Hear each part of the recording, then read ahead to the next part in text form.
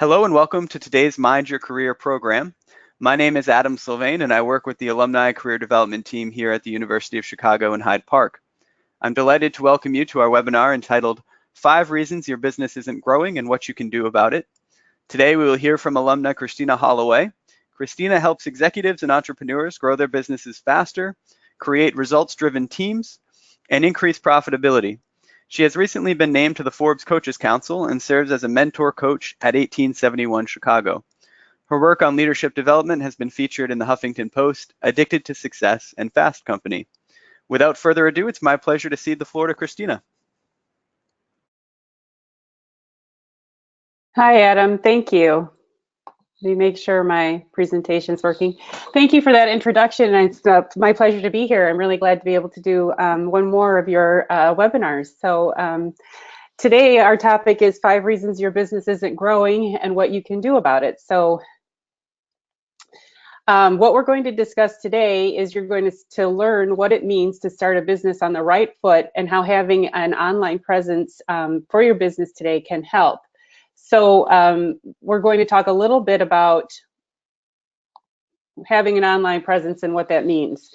In addition, we'll also talk about what genuine, authentic marketing really looks like and how you can make it work for you. In addition to a number of other areas, which is including getting your foundation right and making sure that you have exactly you know who your target market is. So we have a bunch of material we're going to cover today. Just so you know, this is my email address. For anybody who's interested in having a conversation after the course, I always provide my email address. I'm open to taking any questions. If I didn't answer your question during the webinar, you're welcome to write me back, send me a note, carry on a further conversation, or even do a strategy session. Those are complimentary, and I'm happy to get on the phone with anybody who's attended the course. In addition, as a disclaimer, and what you may have already seen if you've downloaded the workbook, the PDF workbook for today's webinar, there is a course attached to this material. So that doesn't mean that you're obligated to purchase anything. What that means is it's the beginning outline of what a course is going to look like that we'll be selling later this week. We're launching later this week, and I'll go into it in more detail at the end. But for now, just be aware that there might be more to it than just listening in to the webinar right now. So a little bit about me. This is a picture of me. These are my friends. And I've been a coach and consultant for the past 20 years. I've had my own business, and I've had many materials published online and been featured on different organizations and websites. I'm affiliated with Lee Hecht Harrison for my coaching program, and I have a number of major corporations through my consulting work, notably big tech consulting like Accenture and Google. So I'm very familiar with running my own business, and I've had quite a bit of success, which is why I'm feeling like the framework that I'm going to present now really makes sense and helps to grow a business. The other part of what I have a business for is to give back. And you can see in this photo, this is for the CAWC, which is a local Chicago organization that supports people who have been affected by domestic abuse. And this year, most notably, we were able to give about $2,500 in the name of my business and in myself to the organization to support their cause. And at this gala, we were able to raise $266,000 at the annual gala. So my company has not just been able to find profit, but we've also been able to give back in a meaningful way. And I think that's been very important to us as the business model that we've chosen. So getting further into it, let me just go to the next one. So what we're going to do now is, because there's a lot of information, I wanted to start with the first survey. So Adam, if you could just put the first survey up. Yep, absolutely. So launching that first survey question now, and the question is, what brought you to today's webinar? So the options here, you might be a current business owner trying to find some new growth in your business. You may have an innovative idea or even a side gig that you want to explore, kind of taking more mainstream. Third option is you want to create something meaningful. Here, thinking about those interested in starting a foundation or a startup, kind of geared towards contributing something of personal meaning or significance. And then fourth, you work 9 to 5, but are thinking about the flexibility that entrepreneurship might provide you in your work schedule. So we'll wait just a few seconds for folks to continue kind of weighing in and posting their responses, and I'll share the results in just a few seconds here. I also want to quickly mention for those on the call, Christina mentioned the handout, the PDF workbook, and that is accessible for everybody under the handouts tab on the control panel. So just want to make sure everybody knows where to find that. Again, it's under the handouts tab. And I think we're just about ready to share out this first poll question here. All right, so we have 41%, so the majority that are current business owners and are looking to find new growth in their business. And then tied at 24%, we have 24% that have an innovative idea or a side gig that they want to explore, kind of taking more mainstream. And then also 24% of respondents are working 9 to 5, but are interested in the flexibility that entrepreneurship provides.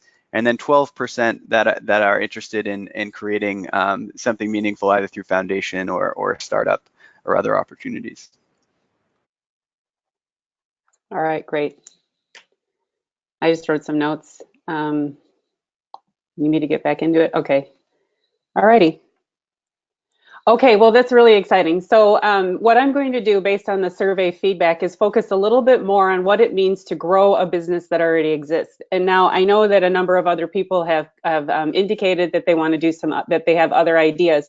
What's going to happen is the premise and the foundation for what we're going to do to grow a business, that means find more clients, get more exposure, find a bigger audience. Those things also are important if you haven't even started a business, but you're thinking of doing it, but you might be a little hesitant because you don't know where to start first. All of that's going to be covered here in the next 40 minutes. All right, so let's get started with some statistics. So there are an estimated 28 million small businesses in the United States alone today. And more than 22 million of those small businesses are individually operated, meaning aside from the owner, there are no other employees. That's a really enormous percentage of people who are out there with a business entity and they're working on their own. And they're not really sure how they're going to grow. They're not sure how they're going to get bigger. They're not sure where they're going to find their next client. Now, sometimes there are other methods that lead us to say, oh yeah, I've been able to find recurring revenue and don't need to do all these tricks and gimmicks. And it's okay, but if for longer term, once one source dries up, you have to have a backup plan or at least multiple sources in order to make sure that you can maintain. So while it's commonly thought that up to 50% of small businesses fail in the first year, it really looks more like this: 30% in the first year, 50% in the first 5 years, and 66% in the first 10 years. And so that, at least from my interpretation, is a little bit more optimistic. We're not looking at half the people who start a business failing in the first year. We're looking at a much smaller percentage, which means if you started a business, you actually have a pretty good shot of making it at least through the first year and even making it into the first 5 years and doing okay with it. So let's see. All right, so let's get into the how to avoid the 5 reasons your business isn't growing and what you can do about it. And the first part that I usually get into is about stepping into the CEO role. So what you'll see from the downloadable is that what the bigger premise is of teaching these 5 things, these 5 foundational elements, is that the whole point is for these people who are, let's go back to this slide, 22 million of those small businesses are individually operated. The bigger message that we're trying to convey here is that you need to be able to step into that CEO role. Even as a small business person, someone who maybe has 5 employees or someone who has no employees. I have no employees. I've been in business for 20 years and I have no one that I've ever hired unless I've subcontracted very rarely to help me with the work that I'm doing. And I actually was doing pretty well for the first 15 years until I pivoted and I had to relearn exactly how I wanted to show up in my business, which is okay.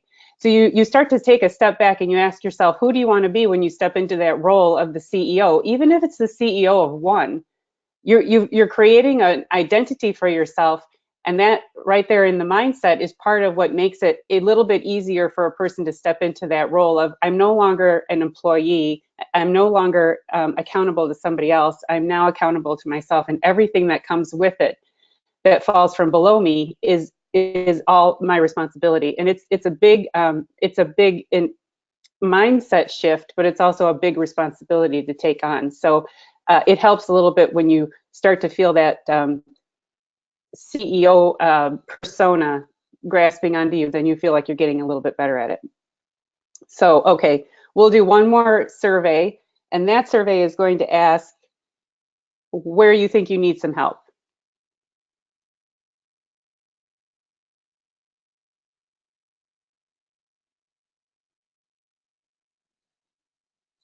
Sorry about that, Christina. So that second poll I had launched and then immediately closed. So I'm not able to share that with you. I apologize for those on the call for that technical error. But those questions, if folks on the call can be thinking about them during this presentation, and maybe you can share your response in the questions box, and I'll be happy to share that with Christina as well. The question is, what is currently your most pressing business concerns? This would be especially for that 40+% joining us today who are current business owners looking for more growth. So the first thing to think about here, is it that you're most concerned about not being able to step into a leadership role? Are you more concerned that you're struggling with profit or finding new clients? Are you concerned that you don't have a website, or you have one that's not, conveying your message effectively? Are you uncomfortable with sales and marketing? Or do you not have a clear communication plan or target audience? So if you could, share to the questions box, what it is from those options, or maybe something else that's on your mind as a primary business concern. And again, apologize that our poll didn't launch there.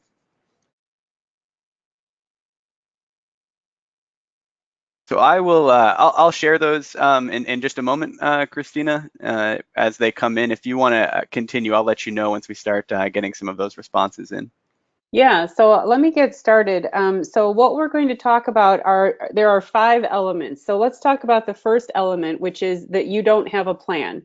So what we're talking about here when you don't have a plan is mostly, and this can happen. I didn't have a plan when I started my business. It was in 2001. I had been downsized. But what happened when I was downsized was the company came back to me and said, why don't you start a business and then come back to us and we'll pay you as a business owner or somebody who's been working with us as a preferred vendor. And I didn't know anything about it. I didn't know at all how it was supposed to work.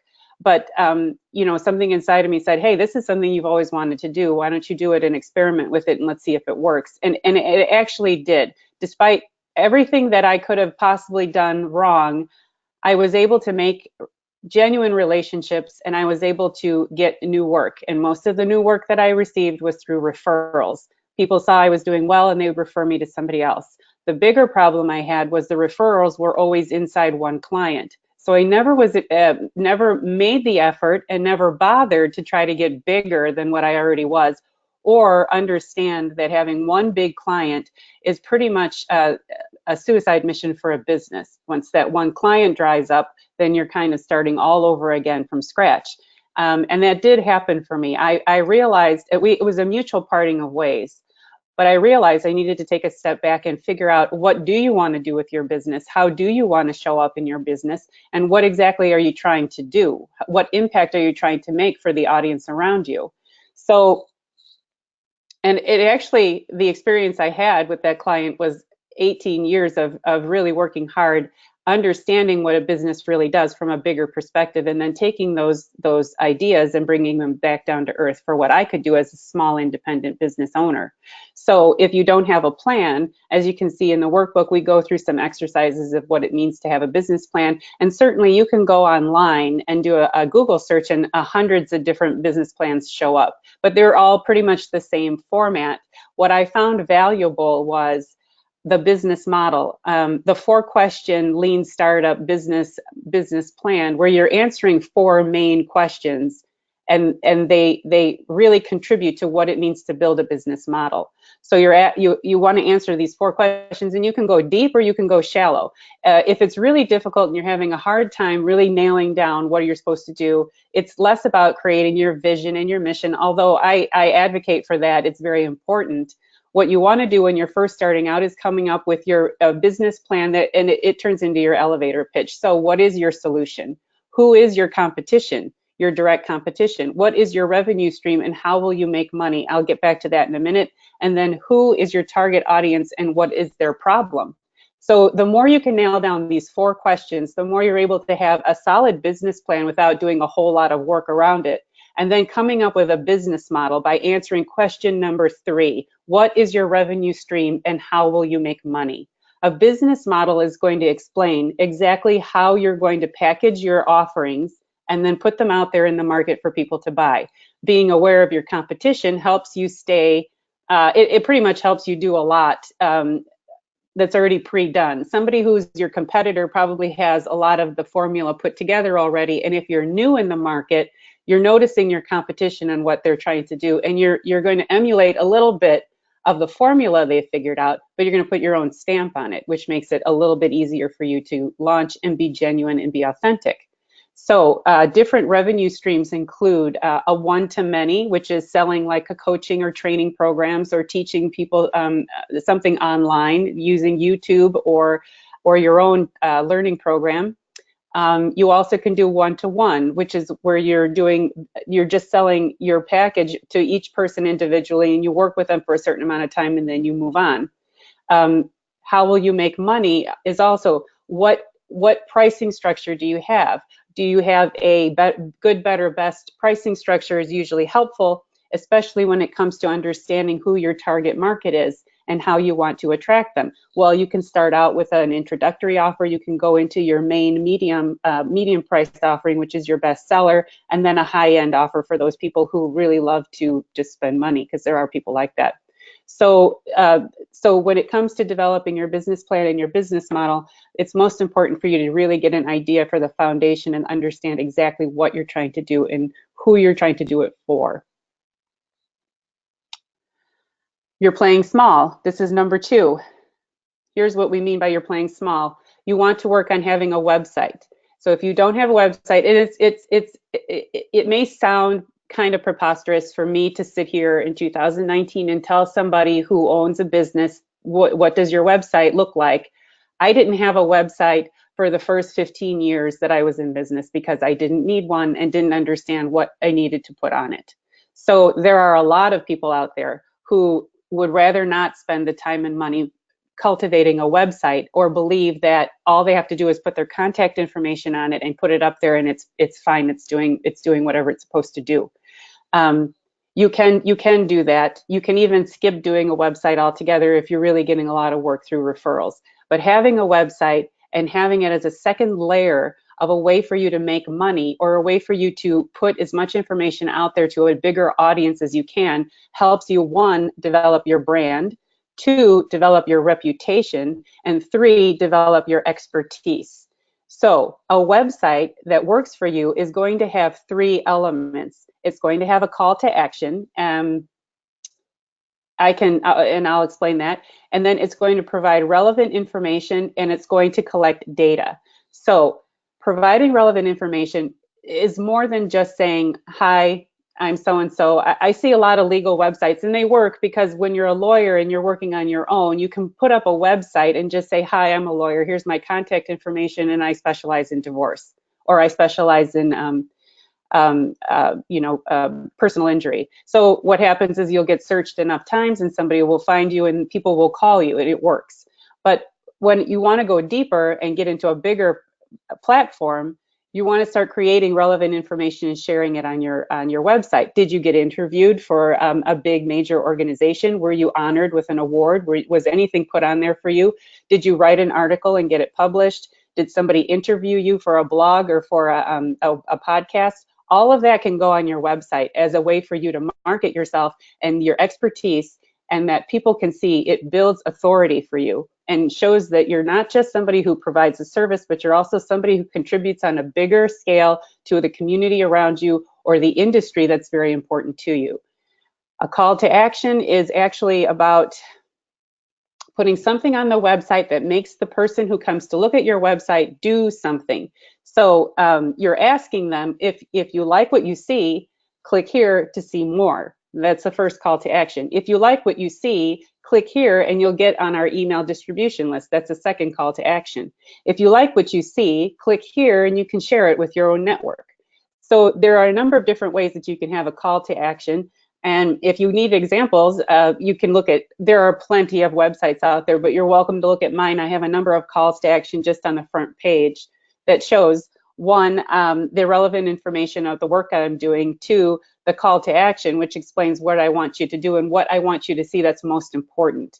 When you're on my website, you'll see, I want you to go and look here because this is really important information. It's right on my homepage, and I'd like you to click here. And then it collects data. So when you have a website and you put it online, what you're really trying to do is collect information. And usually you're working with somebody, a web developer or somebody on the back end who's giving you that information. So, and I can go deeper into what it means to have a platform and who's managing the platform. But no matter who you're working with, they're going to start sending you summaries of who clicked on your pages, and that's what you're looking for. Did people click more on my homepage and then leave? That means that they weren't interested in what they saw and they left right away. Did people click on my homepage and then stay on for about 10 minutes and click through to other pages to look for more information? Yeah. And if they did, that means they're pretty interested in what you have to say. So having a website, it helps you collect some information, and it also helps you share information on a bigger scale by cementing you as an authority and an expert in your field, which doesn't mean you'll always be seen that way, but what you're trying to do is create that perception. You're creating that brand of who you are. All right. You're talking in the dark. So again, like I explained in the downloadable, if you're talking in the dark, it pretty much means you don't know who's in the room listening. I mean, you're in the dark and you don't hear anybody responding back. You don't see anybody in front of you, and you're not really sure if the message that you're putting out there is actually being received by anybody in front of you, next to you, or behind you.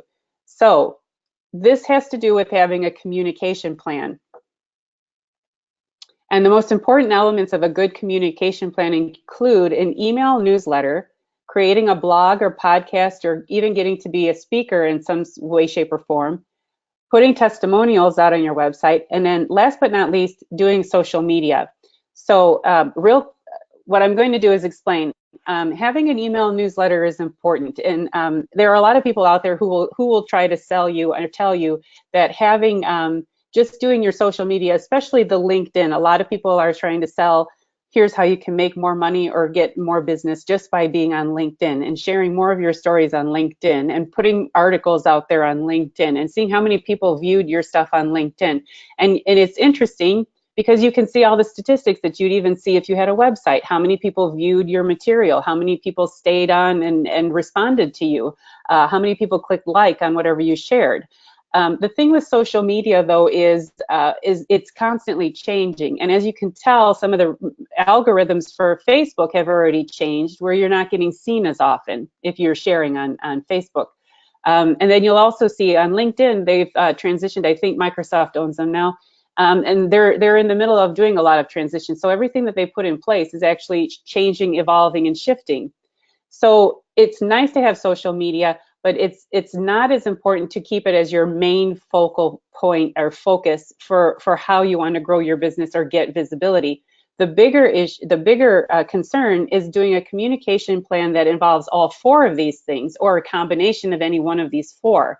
I've included testimonials on my homepage as well. And the point is that it gives validity to the work I'm doing. Yeah, I did help other people, and yeah, they did like the work I was doing, and yeah, they even agreed to have their face and their quotes put on my website because they're that kind, or it was that exceptional. That's what you're looking for. There has to be somebody out there that you've worked with that you can just go back and say, hey, I just like one sentence, and can you send me your photo? I'd love to put it on there. If they don't want to share their photo, or even if they don't want to share their name, you can call Sue K. has given me a testimonial. As long as they're genuine and they're real and you can stand behind them, they're the beginning for you. In addition, a blog, a podcast, or a speaker series. If you're not a writer, there are many people who they just don't write. They don't like to do the e-newsletters. They don't want to write a blog post or put an article or share it because the writing isn't really their strength. Having a podcast, doing an interview, even creating a 30-minute voiceover where you can just share your thoughts. All of that counts. All of that counts as content that you're creating, where it's your position and your opinion and your piece of expertise out there in the world, and all of it matters in how you're sharing it when it goes out on a communication plan. E-newsletters also, I see a giant variety of e-newsletters, but I always see people sharing stuff in email, and that's where I get the most of my information. It's less about using Facebook. I don't even use it that often anymore. And it was less about going on LinkedIn. I'm very unpredictable about when I get on there, but I do check my email every day, and I'm in that email every day. And the ones that I find the most effective are the retail ones. Williams Sonoma can send me 10 emails a day. Yeah, it's annoying. But you know what? If I like them, I just see them and it keeps them top of mind. You don't want to send 10 a day. You usually want to send an e-newsletter maybe 2 times a month or 4 times a month if you're really feeling like you have the energy for it. But aside from that, what the bigger lesson here is to have a communication plan that touches on each of these types of ways to communicate. And the more you can combine them, I send an e-newsletter every time I post a blog post. I'll send an e-newsletter every time I'm invited to do a webinar with the University of Chicago, or I'm asked to speak somewhere. I send an e-newsletter if I tend to get a testimonial that really speaks to the work I'm trying to do. And I'll use social media to share some of those materials, and also to just put out praise to other people, connect with some of my clients and some of my competitors just to stay abreast of them, and to have a healthy conversation. All of that combined creates a great communication plan. Okay, you've lost focus. This has to do with having a target market. So what I'm doing here is I'm going to talk to you a little bit about what it means to have a target audience, and if you're not sure who you have for a target market, how you can get one quickly, a quick understanding of who your target market is, and then from there, hone it in. So I'm going to go with a little bit of an anti-marketing stand, which is start with a hypothesis or take an educated guess. Yeah, you have your business, you have an idea what you want to do. So what we're going to do right now is take an educated guess of who your audience might be. Is it 18 to 20, young men 18 to 25 or 18 to 38? Are you talking about selling something that's going to help them, one, be able to repair something at home, be able to fix something in their car, be able to improve their performance or their appearance at work? If you're selling anything like that, you can start with a broader view. I'm targeting men. Start with a broader view of their age, 18 to 38, and then start with a broader view of I'm just helping them with this one situation. It could be grooming, it could be fixing a car, it could be anything. At least there you have a big, broad understanding of who your target market is. And then you want to take a look at exactly what your product is, exactly how you've priced your product, and then where your location is, because you're going to start local if you're just starting out. So if you're in Chicago and you have a product, I can't think of anything, but let's just say it's deodorant. You've decided to create a new deodorant for men that's more manly, or it smells like nature in the outdoors, because I think it's called Dr. Squatch. They just did one, and it's kind of cute, and it's really interesting. So they have a product that everybody uses, that everybody's used for a long time. They decided to create new packaging around it. They put a price point that's competitive. You can order it online. It's not available in stores. And their location is they started out on the West Coast, and now they're going more global. The bigger they're more national, the bigger the brand gets until it gets global.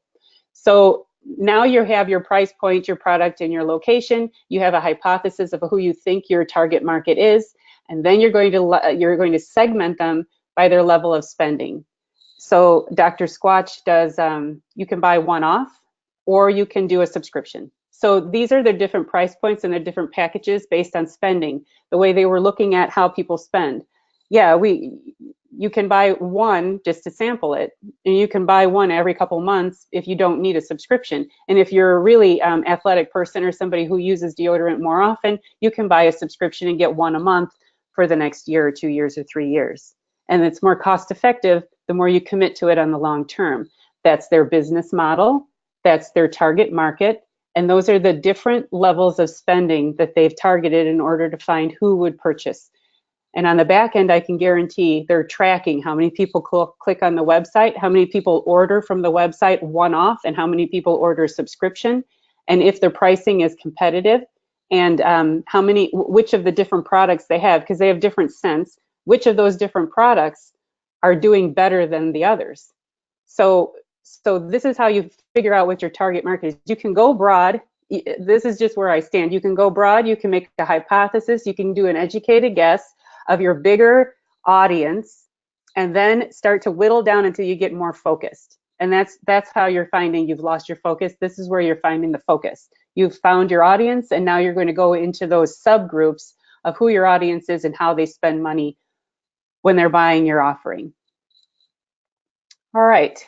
This is the fifth one, and it's the last one. I'm just keeping track of the time here. So we're getting into you're afraid to get dirty. And this is a little bit of a fun play on words, because getting dirty talks about marketing and sales, but not in the sense of doing dirty marketing and sales. It's more about those of us who have a business, and this was me for a very long time, who don't really feel comfortable putting ourselves out there, especially if we're the ones who own the business. It's just us. It's just me. And putting it out there and saying, I don't want to market myself. I don't want to be too cheesy, and I don't want to be too salesy. And people get turned off if all I do is talk about me and my business all the time. So we want to stay away from, we want to get our hands dirty in an area that feels a little uncomfortable, but we don't want to use dirty tricks in order to be successful at doing this. And the one way to do that, to avoid these dirty tricks, is to develop. These are the 4 things that are the most important when it comes to a marketing and sales campaign. Develop a genuine connection, give plenty of samples, know what your brand identity really is, and then measure your results. Again, measuring your results goes back to what we saw on the website.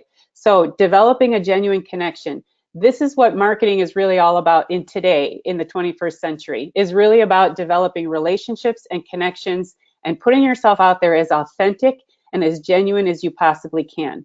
This is the magic touch of what social media really is all about. You'll see even these people who go on Twitter, and they have great Twitter feeds, but that's because they're always sharing conscious and thoughtful thoughts, ideas, and concepts on their feed. And the more people who engage with them, the more they're going to say, you know what, I'm really interested. I enjoy what you're talking about, and I understand what you're trying to say, and I like communicating with you. I have a few where I've been in conversations online, and it's just come back with a genuine connection to somebody who might be interested in working with me. So that's really what marketing is. Give plenty of samples. So what you'll see on the website is I have a free download. And the free download, it can be any kind of download. Again, if you're not a writer, create any kind of other download. It includes a podcast, a video series, something on YouTube that you can just share over and over again, some position that you take, some piece of information that you share, some genuine point of view that you have, where you feature it on your website or feature it on any social media site. You can even anchor them at the top and say, this is my prevailing message. If you come onto my social media feed, you'll see what I have anchored at the top is actually what's most important to me at this time. And this is what I've decided to share with you. So anytime you share that type of information or a sample of the work you're doing, or you even give away a strategy session like I do, I give away as much free information as I possibly can. When I work at 1871, I coached hundreds of people and gave away hundreds of hours of work for free, mostly because I was volunteering with them, but I also was honing my skills as a coach and understanding what the problem was for people who are entrepreneurs. What are they really struggling with? Where are they really trying to grow? And what issues are they having on their path to getting bigger? So working with them and giving them the free time really helped me hone my skills, but it also created quite a fan base for me at 1871 for quite a few of those people. But then at the same time, you can go on my website and request a free strategy session. I'll happily give you an hour for free. I'll happily talk to anybody from the University of Chicago who calls me up and says, I listened to one of your webinars and I see you give away a strategy session. Can we sit and talk for an hour? You'd be amazed at how much we can uncover for an hour. And then I'll also give away a lot of my writing, and I give away a lot of my material. So because that's important.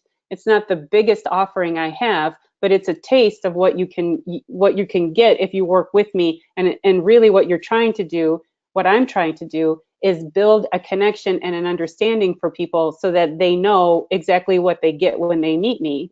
I talk to you on the phone, and I've seen you talking online, but now I know what kind of person you are, what your point of view is, and what you want, what you're trying to sell me. So even after all of that, you still want to measure your results.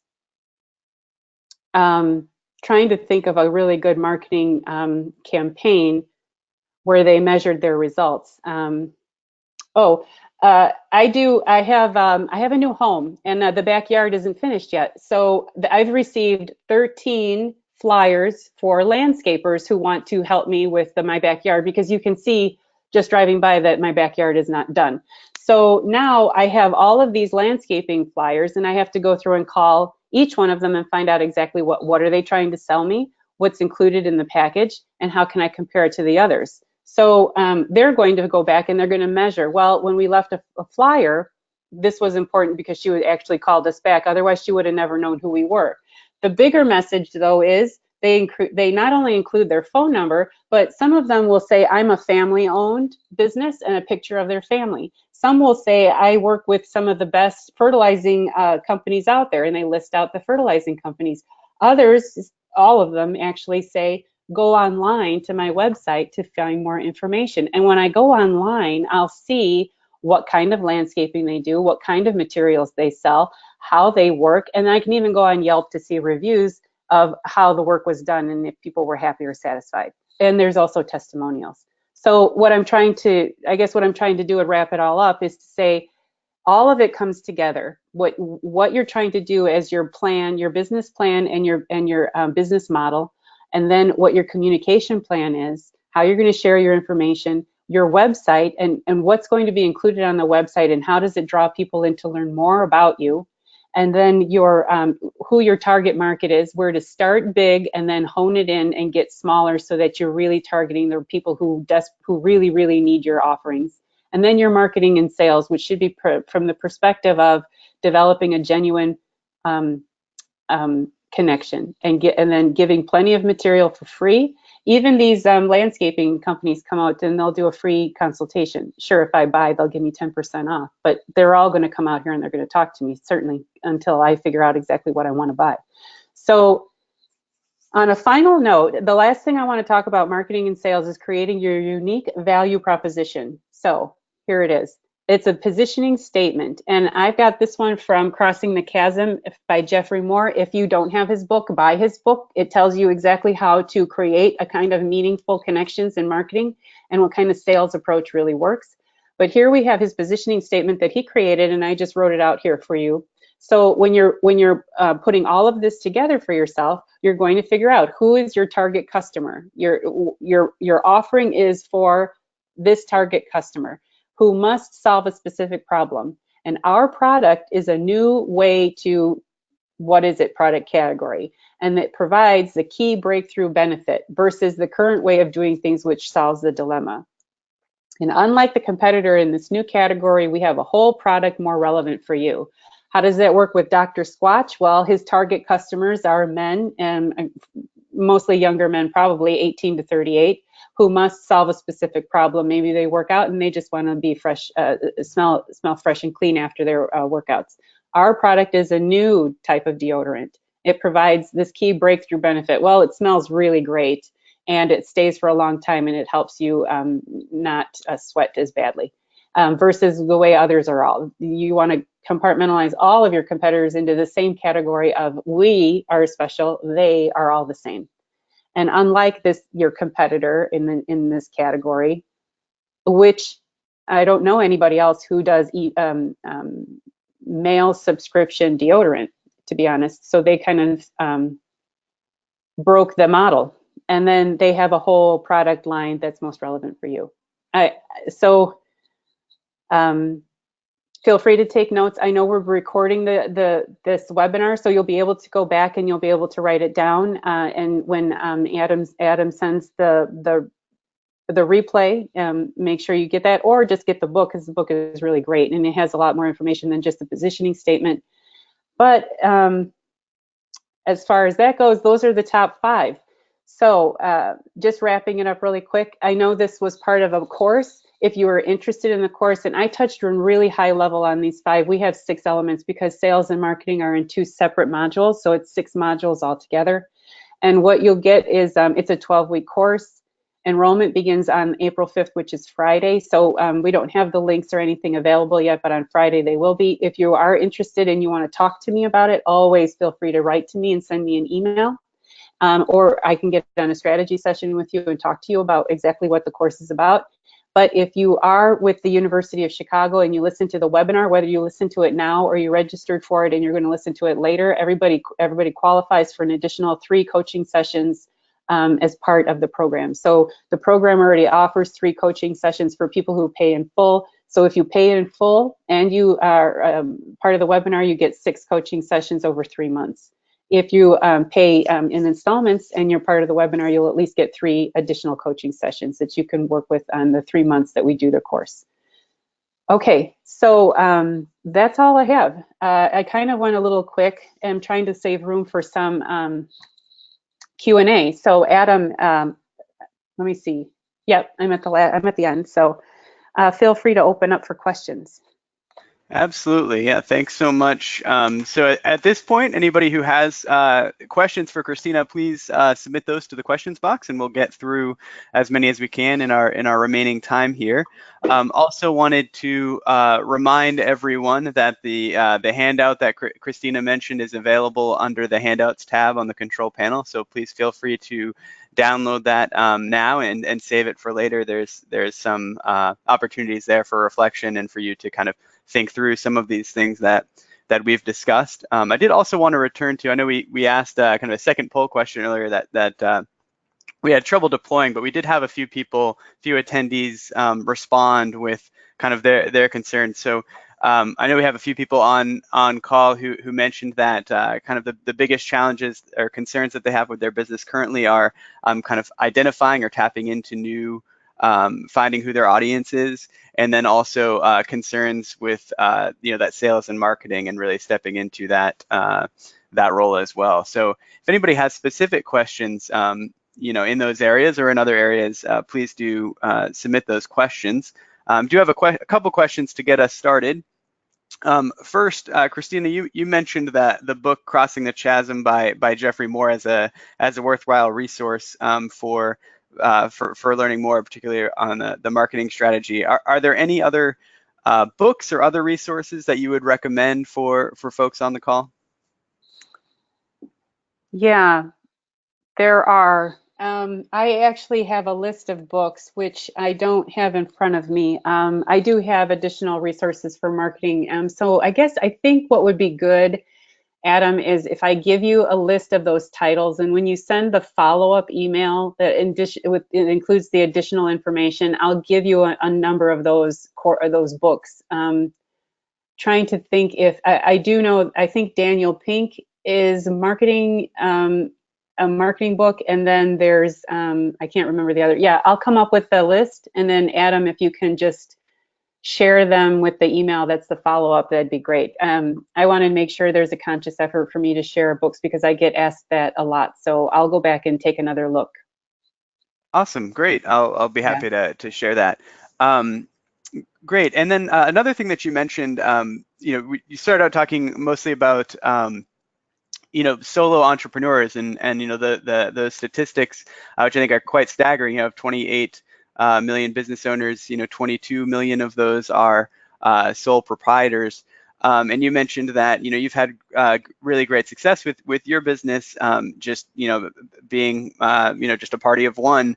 But you also mentioned that there were times where you did have to hire just a bit of like contracted freelance help, and I was wondering if you had any recommendations for other folks on the call who yeah, may not have the resources or may not need to hire additional, full-time employees or have other staff, but might need to, contract with somebody to get a newsletter started or to, do any of a number of the things that you mentioned during this webinar. Right. Okay. So I'll explain my situation. So for my situation, I worked for a very large tech consulting company, and they would suggest the people to subcontract. And sometimes I'd bring in friends of colleagues and subcontract with them. So there was always somebody who recommended someone that could get the work done quickly, and I could pay them minus a percent for myself, a kickback for me. But that is the challenge, is especially when you really like working on your own and you'd rather do all the work yourself, and you're less inclined to want to farm it out, because you'd have to go back to my last webinar, which talks about being a control freak. But when it comes to having a business and being a control freak, it's very different than being one if you're a manager on a team. So being a very controlling person when you're a business of one is not unreasonable, and it's almost expected, because it's just your company and you're really trying hard to get it to work. Hiring people, there are a number of organizations now that are virtual. They provide you with virtual assistants, and they're staffing companies. They also are these small businesses that are trying to get into a bigger niche. What some people do is they go on those websites where they have contractors that'll do stuff for like $10 an hour, etc. You might want to proceed with those with caution. You can put out a job posting, maybe on LinkedIn or on one of the other job posting formats, as long as you're extremely clear and very, very detailed of what the job offer is, how long it's going to last. If you just have one project and it's going to last for 2 months, put it in there. Well, I'm only paying $65 an hour. You're going to be doing these things, updating spreadsheets for me. And I expect them done by 8 in the morning every day, and it's going to be for 2 months, and after that the project's over, and we'll see how it goes from there. So there are many ways to find somebody to subcontract with you. You just have to be careful who you bring on board, especially if it's not somebody who's referred to you and not somebody you don't know them very well. So start with small projects. Go on some of these places where you really give a very clear description of exactly what they're supposed to do, and then work with them on a trial basis. Some other organizations, like I'm a member of the Forbes Coaches Council, and we just had a Chicago meeting where we all showed up, and one person said, "Did you know you have a virtual assistant that's included?" And all of us were appalled. We didn't know. You get 5 hours of free virtual assistant on the Coaches Council. And so we all went back to investigate that, and they have an agency that uses people from all over the world. So you might also want to just investigate which agencies they have, and you can find somebody who works virtually with you if they don't need to be in the same city with you to do the work. Great, thanks. Did have another question that just came in.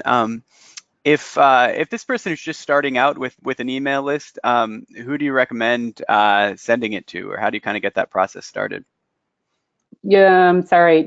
Who do I recommend? Do you like the people that sign up for it, or the actual company that does the distribution? I think it's more about who do you send the email list to? Like, yeah, who would be the audience, or how do you kind of get started with an email list? If you're not familiar with an email list, start with people you like and people who are more inclined to open your emails. People who are your fans, your friends, your family, those who really enjoy the work you're doing, and those who are your cheerleaders, the ones who support you and really believe in you. Those people are going to be open-minded when they receive your emails, and when they get something that they think is going to be useful, they'll share it. Also, what I did for my email distribution list is I would go to networking events. I'd collect all the business cards, and at the networking events, I'd say, "I have an email distribution list. Can I add you to my list?" And they'd say yes. All of them said yes. One person told me, "No, I don't like emails." So you might get somebody like that, but of the hundreds and hundreds of names that I collected, only one person said flat out, "No, don't send me an email." So everybody else said, "Yes, I'd love to know about it. I'd love to hear more about it." And that's how I grew my email organically from the beginning in local area. Then I went on LinkedIn, and if anybody connected with me on LinkedIn, I immediately said, I'm going to add you to my email distribution list, and they'd say, sure, okay. So then I added more and more names.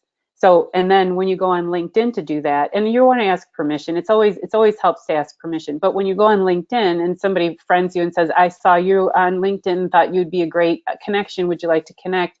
Writing back and saying, it's great to be connected.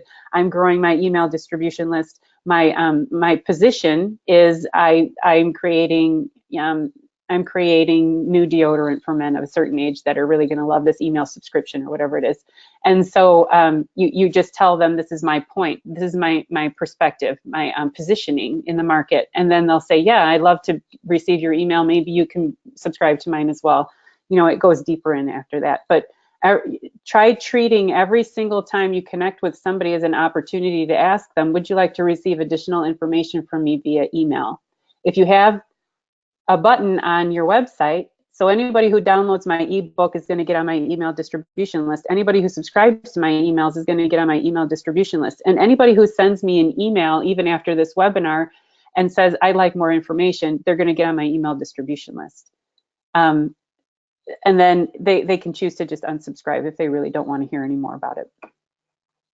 Great, thanks. I think we have time for maybe just one more question. So I wanted to, one of the reasons why this I think has been really helpful is knowing, you take us through each of these 5 steps, and you've been through these yourself as a business owner. So I'm curious which of these tips or which of these topics that we covered today kind of pose the greatest challenge to overcome in your business, and kind of how you how you approach that, and kind of what the results were kind of once you instituted some of these changes. Yeah.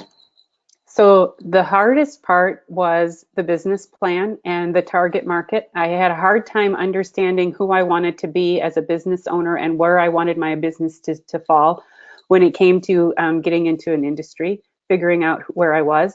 And also the example that was set around me was with working with large Fortune 500 businesses. So I didn't really have a lot of experience working with other peers who were small business owners like me. What questions they had, where they were struggling, what they were trying to learn, and how they were putting themselves out there. I had a big fear of putting myself out there for a long time. And I was so busy with the clients that I did have, the existing clients, I thought, why fix what ain't broke? Not knowing that there were a lot of cracks in that framework that I was using. So that one was difficult. Finding the target market was difficult. And I tested my target market a lot. I actually, if you saw me 5 years ago, I was trying to hit a different market than where I am today. And the more I was able to step into saying, you know what, this is what I struggle. This is what I struggle with. The more I was able to go out there and create a point of view. The easiest part for me was, and I'll be honest, the easiest part for me, because I can write, is the writing articles. Once I started writing articles, I just couldn't stop. I was really happy. I had a blog, I could create the material, and nobody needed to revise it and edit it. My web developer would do a check at the final end to make sure it didn't have any errors in it. But for the most part, nobody's going to give you feedback or try to change what your opinion piece is. So I'd put material out there for my blog. Then I'd start asking other organizations if they'd like to share my material, and they said yes, and that was really thrilling. And then I went and got, I got interviews. People started interviewing me and asking me to speak to their groups and their organizations, and they'd ask me for my point of view so they could publish other articles. That part was the fun part for me. It isn't for everybody, but that part was the fun part for me. The other challenging part is creating video and putting myself in front of the video, not because I don't like to do it, but because I have a hard time talking off the top of my head, and unless I'm completely prepared, it's not as easy for me to show up fully aware when it comes to video. So, and I have to practice that. Awesome. Well, thank you so much. Thank you for everyone for participating today. A special thank you to Christina for sharing her tips for making businesses more profitable. Next Tuesday, April 9th, is UChicago Giving Day. This is a celebration of the decades, degrees, and moments that make this university one of a kind. We invite everyone to learn more and celebrate with us by visiting givingday.uchicago.edu. On that same day, also on April 9th, we're hosting a webinar on 10 ways new managers can advance their careers. Hope everyone can join us and learn specific action steps you can take to improve your skills as a manager and move your career forward. As always, please visit our events page at careers.uchicagoalumni.org for the most up-to-date schedule of events. Take care, everyone, and have a great rest of your day. Thanks again, Christina. Thank you.